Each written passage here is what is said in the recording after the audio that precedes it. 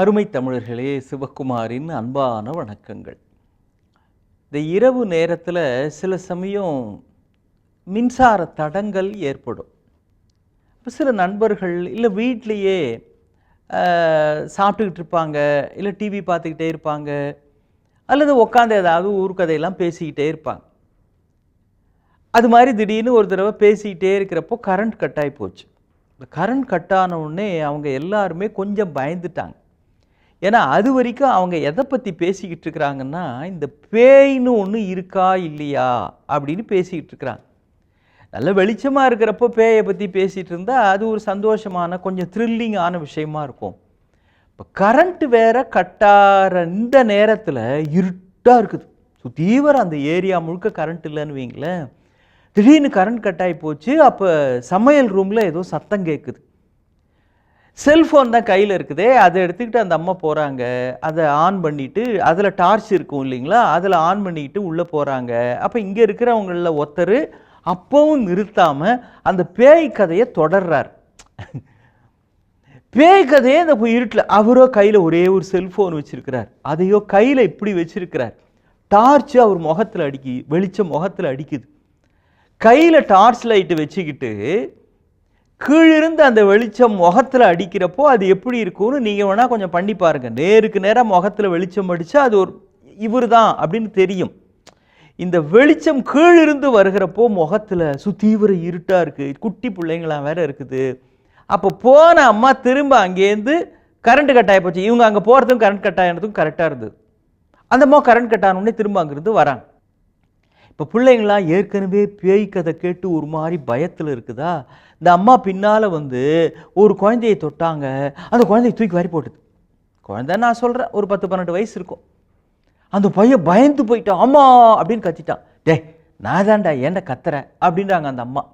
திரும்பி பார்த்தா அந்த அம்மாவும் கைங்கிற கோணத்திலிருந்து டார்ச் லைட் முகத்தில் அடிக்குது. இந்த புள்ள அம்மாவை பார்த்துட்டு இன்னும் பயந்துருச்சு.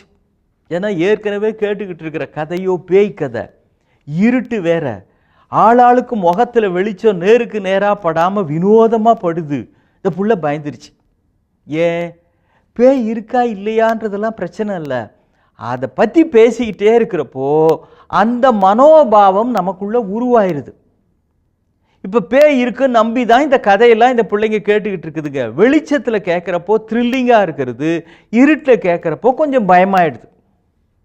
இருக்கா இல்லையா, இருக்கு ஆனால் இல்லை, ஆனால் கரண்ட் கட்டாரப்போ இருக்கு. எங்கே இருக்கு? நம்ம மனசுக்குள்ளே இருக்கு. சில விஷயங்களை பொறுத்த வரைக்கும் நம்பிக்கைன்றது ஒரு 100% இருக்கலாம், அல்லது இல்லாமலும் போகலாம். அந்தந்த நேரத்தில் அப்படி நம்பிக்கை வந்து அப்புறம் எல்லாம் ஒன்றும் கிடையாதுப்பா, சும்மா ஏதாவது கதை விடாதா, நான் வேணா ராத்திரி 1 மணிக்கு தன்னந்தனியாக நடந்து போயிட்டு வரவா அப்படின்னு சவால் விடுறவங்கெல்லாம் உண்டு. ஆனால் கூட இருட்டில் போகிறப்போ ஏதாவது ஒரு சத்தம் கேட்டால் உடனே திக்குனுது, அதுவோ இதுவோ அப்படிலாம் உள்ளுக்குள்ளே ஒரு தடுமாற்றம். சில விஷயங்களை பொறுத்த வரைக்கும் மனம் இப்படி ஒரு சலனத்துக்கு ஆட்படும். இருக்கு ஆனால் இல்லை, இல்லை ஆனால் இருக்கு. ஆனால் அசைக்க முடியாதபடி ஒரே ஒரு விஷயம் நமக்குள் 100% இருக்க வேண்டும் என்றால் அதுதான் உங்கள் பேரில் நீங்கள் வைக்கின்ற நம்பிக்கை. எவ்வளவோ பார்த்தாச்சுப்பா, இதெல்லாம் நம்பட்ட நடக்காது அப்படின்னு கண்மூடித்தனமாகவே நம்புங்க, ஒன்றும் தப்பு இல்லைன்றாங்க. நம்மளால் முடியுமா முடியாதா அப்படின்னு ஆராய்ச்சிலாம் பண்ணக்கூடாது. என்னால் இது முடியும், இந்த ஆண்டு நான் +2ல் தங்க மெடல் வாங்க போகிறேன், அதுக்கான திறமை, அதுக்கான முயற்சி, அதுக்கான உத்வேகம் எல்லாம் என்கிட்ட இருக்கு அப்படின்னு நம்பினால் நிச்சயம் உள்ளம் அதை எடுத்து கொடுக்கிறது அப்படின்னே சொல்கிறாங்க. உங்களுக்குள்ளே இருக்குப்பா, அந்த பொக்கிஷ மூடியை நீங்கள் திறக்கணும், அவ்வளவுதான். அது முடியும்னு நினச்சிட்டிங்கன்னா கண்டிப்பாக அது முடியும். அச்சிச்சோ என்ன ஆகுமோ, எனக்கு இதெல்லாம் முடியும், எப்பா நம்ம பாஸ் பண்ணுறதே பெரும்பாடுப்பா, நானாவது கோல்டு மெடல் ஆகுது, இந்த எண்ணம் உள்ளே வருவதற்கு அனுமதித்தால் அந்த எண்ணம் கொஞ்சம் கொஞ்சமாக சேர்ந்து விடுகிறது. இது ஒரு முக்கியமான மனோ தத்துவம். இந்த குழாயில் தண்ணி சொட்டு சொட்டாக சொட்டுது இல்லைங்களா, சில சமயம் சரியாக குழாய் மூட மாட்டோம், தண்ணி சொட்டிக்கிட்டே இருக்கும். இப்போ 1 சொட்டு 2 சொட்டு 3 சொட்டு தண்ணி சொட்டுறப்போ அந்த இடத்துல ஒன்றும் பெரிய வெள்ளம்லாம் வந்துடாது. ஆனால் 1 சொட்டு பரவாயில்ல, போனால் பரவாயில்ல, அதனால என்ன போகுது அப்படின்னு சொட்டு சொட்டாக தண்ணீர் அந்த இடத்தில் சேருகிற பொழுது அந்த இடம் இப்பொழுது தரமுழுக்க தண்ணியாகி ஈரமாகி யாராவது கவனிக்காமல் வந்தால் அவங்கள வழுக்கி விடுற அளவுக்கு அந்த இடத்துல தண்ணி சேர்ந்துருது. மனதுக்குள்ளே தன்னம்பிக்கை குறைவான எண்ணங்களும் அப்படித்தான். ஒரு எண்ணம் உள்ளே வரப்போ ஒன்றும் ஆயிராது. நான் நம்மளால் முடியுமா, நம்மளால் எங்கப்பா, எப்பா நான்லாம் என்னப்பா, அவங்களாம் எவ்வளோ போட்டி இருக்குப்பா, ரொம்ப டஃப், இந்த மாதிரி எண்ணம் வருவதற்கு அனுமதித்தால் வழுக்கி விழுவதற்கான வாய்ப்பையும் நாமே நமக்கு அனுமதிக்கிறோம் என்று அர்த்தம். இந்த நயாகரா நீர்வீழ்ச்சின்னு ஒன்று நீங்கள் கேள்விப்பட்டிருப்பீங்க. அமெரிக்காவுக்கும் கனடாவுக்கும் நடுவில் உலக புகழ் பெற்ற நீர்வீழ்ச்சி. அதை ஊடகங்கள்லாம் கூட பல சமயம் பார்த்துருக்கலாம். இல்லைனா கூட உங்கள் செல்ஃபோனில் எடுத்து பாருங்கள். 11,000 அடி நீளம், இந்த பக்கத்துக்கும் அந்த பக்கத்துக்கும் 160 அடி உயரம். அதில் ஒருத்தர் இந்த பக்கத்திலிருந்து இந்த பக்கம் கயிறு கட்டி, இந்த கழை கூத்தாடிகள்லாம் செய்வாங்க தெரியுங்களா, அப்படியே அந்த இடத்துல கயிறு மேலே அப்படியே நடப்பாங்களே. இன்னும் கொஞ்சம் ப்ரொஃபஷனலாக பண்ணால் சர்க்கஸில் பார்த்துருக்கலாம். கையில் பேலன்ஸுக்கு ஒரு பெரிய கழி ஒன்று வச்சுக்கிட்டு கயிறு மேலே அப்படியே நடப்பாங்க.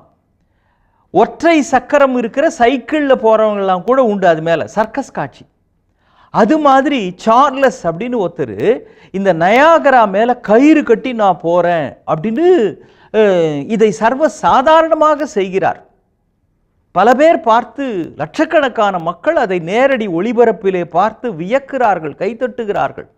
அவர் சும்மா இல்லாமல் பின்பக்கமாக நடந்து காட்டுறார். ஒத்த சக்கர சைக்கிளில் நடக்கிறார், தலகீழ நடக்கிறார்.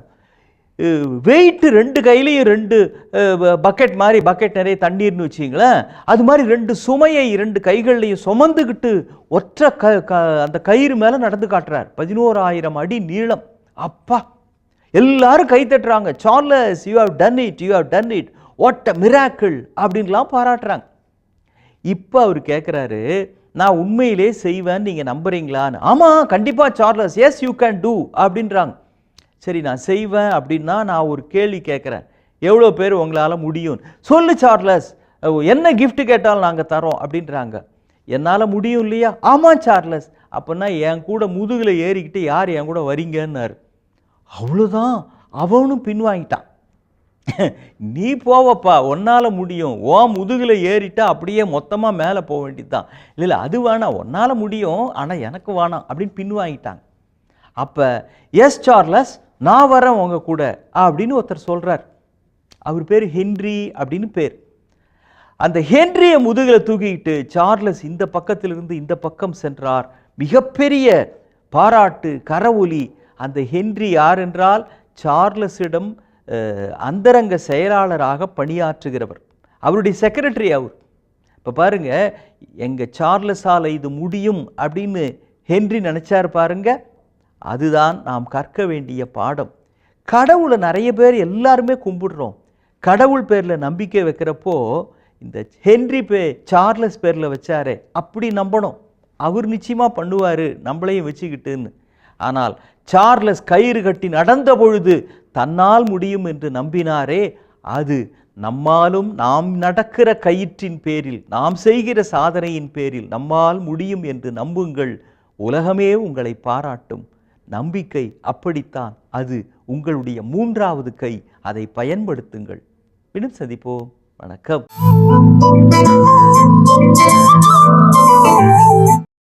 இன்னும் பல வீடியோக்களை காண சன் லைஃப் சேனலை சப்ஸ்கிரைப் பண்ணுங்க.